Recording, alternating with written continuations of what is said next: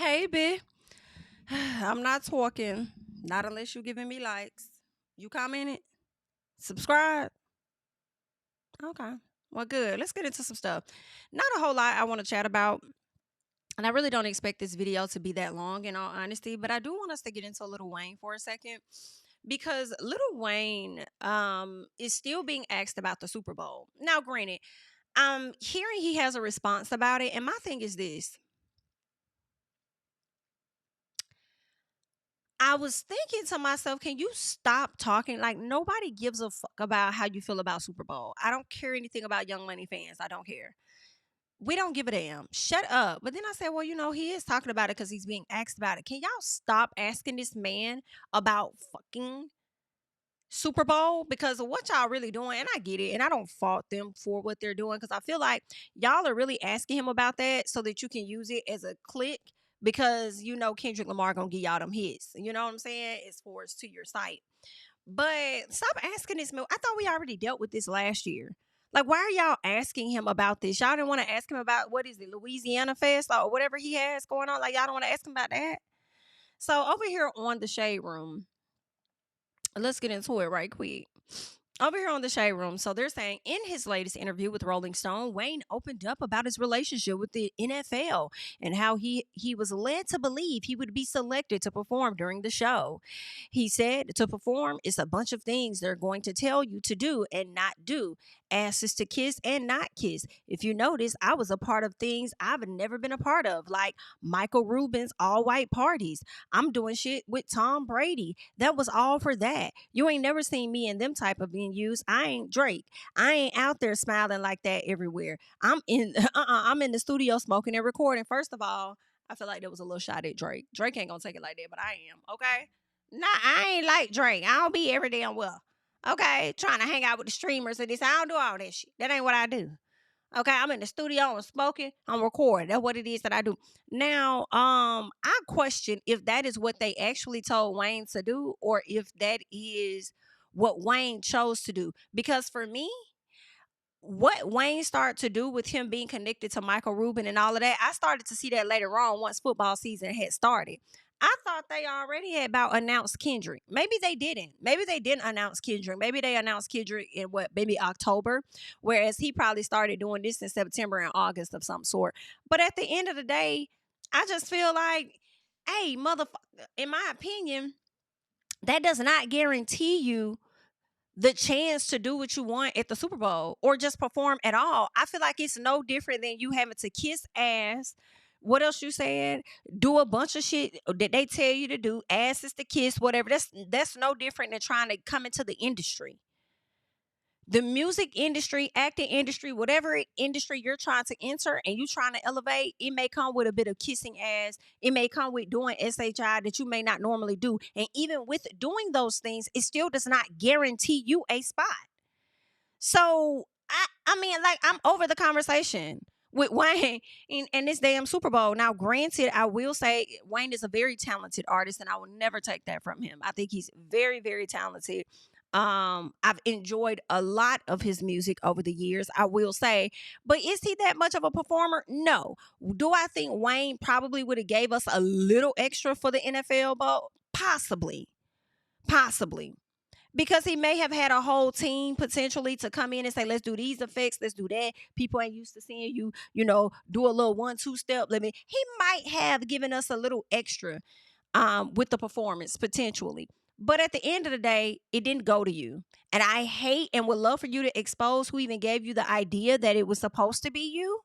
And here's the other thing too. If you ain't got no guaranteed contract solidified, you being who you are and dealing with contracts as much as you have, why would you even want to move in a space like is guaranteed for you? Everything you do and did should have came with the understanding that it's optional. It's a possibility that it may not go in the favor in which you want. Like, I'm a little confused. So then they say, getting back to this article over here, they're saying Wayne went on to say that after Kendrick was announced as the halftime performer, someone on the league apologized and let him know they weren't in charge of the decision. So it sounds to me that a person may have given you heads up, but you should have known your good boy Jay was in charge. You should have known that. But in addition, you relying on somebody that don't make decisions. Like, how do you not know that they don't make decisions? Like, I don't know. But okay, let's get into more. They're saying Wayne says that he didn't watch Lamar's Super Bowl performance. He and Lil Twist played pool during the set, then went outside to smoke. Every time I looked, there was nothing that made me want to go inside and see what's going on. Oh, okay. You wasn't watching it, but you was looking though. You was looking though. I guess you was looking to make sure he was done performing before you took your ass in there, huh? So then goes on to say, every time I looked, it wasn't nothing that made me want to go inside. I'm laughing because my little man talking in the bed. But anywho, every time I looked, it was nothing that made me want to go inside and see what's going on. Wayne vows that he'll no longer consider doing the Super Bowl. They stole that feeling. I don't want to do it. It was perfect. What do you mean it was perfect? It was perfect that you didn't do it because now you have no desire to do it. Okay, don't do it. Okay, who gives a damn? Like, okay, and we'll find somebody else that want to do it. Call Sierra. See what Sierra got going on. See if she want to bring back some of her old hits or whatever the case is. Hell, y'all gave damn Dr. Drea said, call Jermaine Dupri. Call Jermaine Dupri and see if he wants to give us some. Can't you see what you did to me? I love women too. Okay. See, and as a matter of fact, it's total. I think it's total so deaf, or it's total. I think total so deaf, right? They not Diddy. It's they might be. Either way it go, girl. Get on the phone with Jermaine Dupri and find out who he got over there on his team that y'all can work with or something. Like, boy, you don't want to do it? Don't do it. Who gives a damn? Like, matter of fact, when I think about that little bouncing, I feel like that's a Diddy. That bounce. That may be Diddy. You ain't going nowhere for a while, baby. You gonna be. Can't you see? You got a trial, baby. Like, nah, that won't be. I think Total maybe because with the Bob. I think Total's with Diddy. But either way, Jermaine Dupri, call up Jermaine Dupri. Maybe he can pull up a little piece of Bow Wow. He can pull up a little piece of Xscape. He got a few people he can pull up. Okay, maybe a little piece of Jagged Edge. They may be a little too much soul for the people down there in Super Bowl. But girl, don't nobody give a damn that you don't want to participate. Boy, fuck you. Okay, getting on my damn nerves. Okay, like girl, I was like. Anywho, let's keep going. So they're saying onlookers wonder whether NFL brass had told Wayne something to make him feel like he was poised to be the choice. Wayne says the league encouraged him to be more public facing in preparation for the show, making him feel like the selection was inevitable. To perform, it's a bunch of things they're going to tell you to do and access to kiss and not kiss. He explains, adding, if you notice, I was a part of things I've never been a part of. We got into all of that. He says that he's not Drake, all right? He says he'd be in the studio smoking and unrecorded. And then he says his friend told him that we ain't in charge of the Super Bowl halftime, whoever it was, okay? But all in all, like, Wayne, good luck. Good luck to you, sir. All right. You don't ever have to perform at Super Bowl. That is okay. You have your own Louisiana fest and you don't even be giving the people a whole lot there. For real, for real. You know what I'm saying? Like, it was gonna be a show, but it wasn't, or will I say, or it was gonna be a performance, but it wasn't gonna be a show. Whichever one y'all feel gives you the most elaborate thing, it wasn't gonna be that. So it is what it is, child. Like I said, good luck.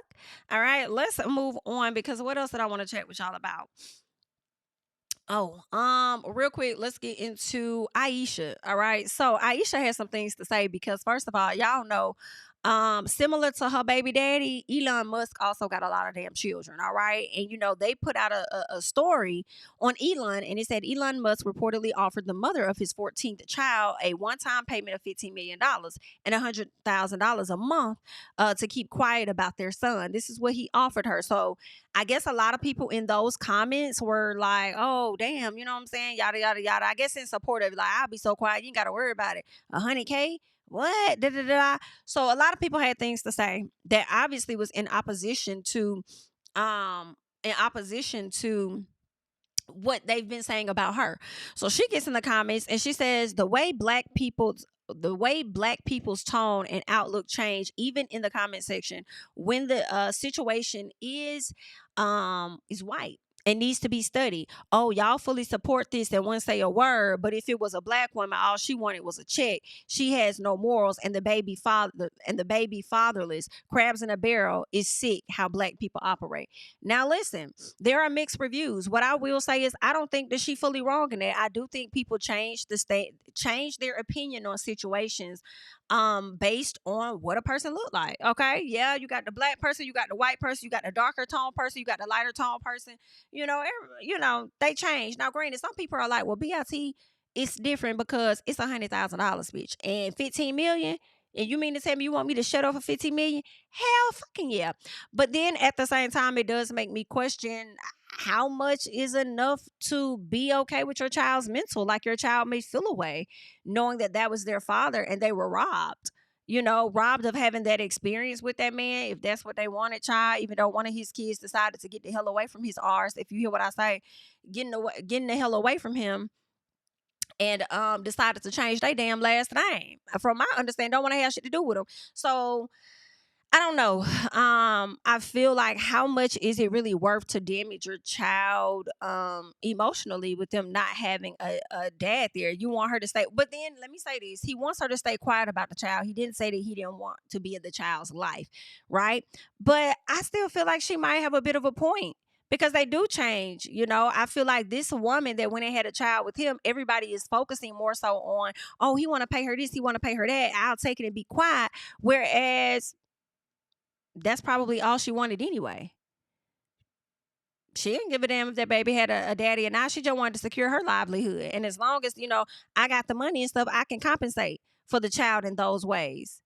Right? So that's what Aeysha is pretty much saying. Like, y'all be, y'all tone change when it's a white person. The situation changed. People like, really changed because the money changed. That's what I've seen in some of the comments. It changed because the money changed. The money is giving way more than what you giving. $100K a month in comparison to 5,000 a month. And I'm just like, come on now, y'all. At the end of the day, that lady probably went over there and got with Elon Musk because that's what she wanted to do. Okay, it's giving money hungry, just a little piece. That's what she wanted.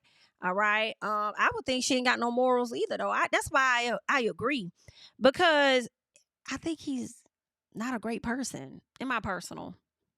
You know, um, so much so that your own child don't want to be affiliated with you, bruh. And you mean to tell me you'll move forward with having this man's child, knowing how many kids he got before him? Like, that ain't nothing but a fucking money grab. And if you don't see that, I don't know what else to tell you.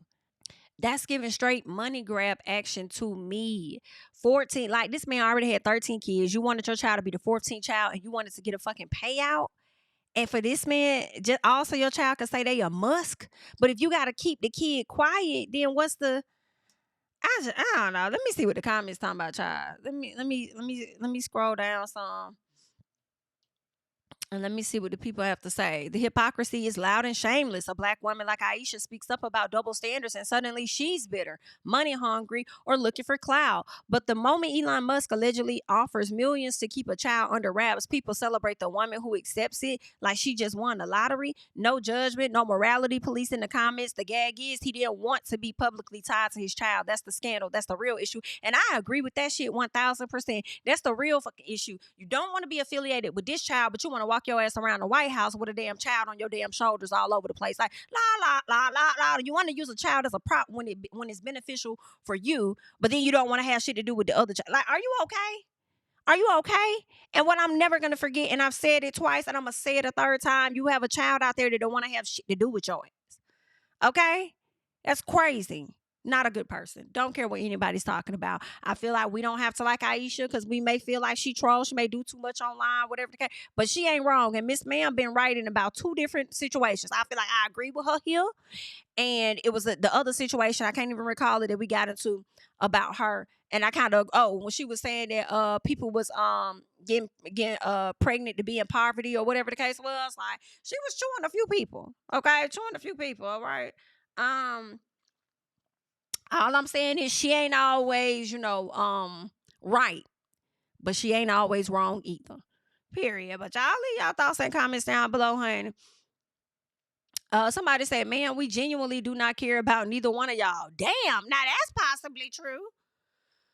Let me finish this comment because I didn't know this comment had this much more to it. All right. When I was just reading earlier. So the person goes on to say, let's be for real. If a black woman accepted the same hush money, she'd be dragged as a bad mother, unfit, gold digger, all of that. But Elon, he's just being quote unquote smart.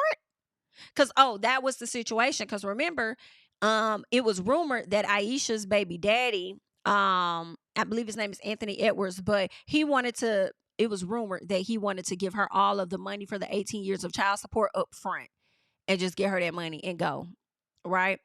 Um, so that's kind of where so that's where the conversation is last time I recall. But then now this is a similar situation where he wants to give her a one-time payout of 15 million, but he's trying to get her $15 million and 100K monthly. For how long? How many months? Like, well, and why?